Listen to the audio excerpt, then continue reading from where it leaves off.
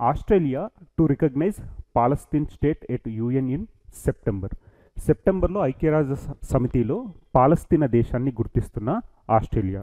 So last 1 month నుంచి మనం ఏంటంటే డిస్కస్ చేస్తున్న టాపిక్స్లో పాలస్తీన్ అండ్ ఇజ్రాయెల్ అనే టాపిక్ ఖచ్చితంగా న్యూస్లో కనపడుతుంది. సో ఇక్కడ ఏంటంటే conflict between Palestine and Israel with respect to the Gaza. So ఈ గాజా స్ట్రిప్కి అనుగుణంగా పాలస్తీన్ అండ్ ఇజ్రాయెల్ మధ్యలో ఉన్న వివాదం చాలా దశాబ్దాలుగా కొనసాగుతూ ఉంది. అందులో భాగంగా ఇక్కడ మనకు హమాస్ వర్సెస్ ఇజ్రాయెల్ కూడా మనం న్యూస్లో తరచుగా చూస్తూ ఉంటాం, హమాస్ వర్సెస్ ఇజ్రాయెల్. సో ఇప్పుడు వచ్చేసి ఏంటి అంటే ఇజ్రాయెల్ వాదన ఏంటి అంటే ఈ గాజా స్ట్రిప్ పాలస్తీన్ వచ్చేసి వాళ్ళకి సంబంధించినవి అని చెప్పేసి వీళ్ళ వాదన.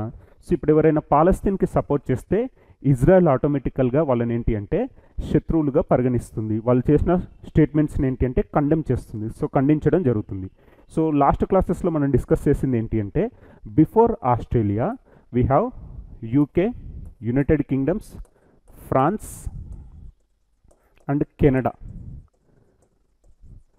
UK, France and Canada officially recognised Palestine as a separate country.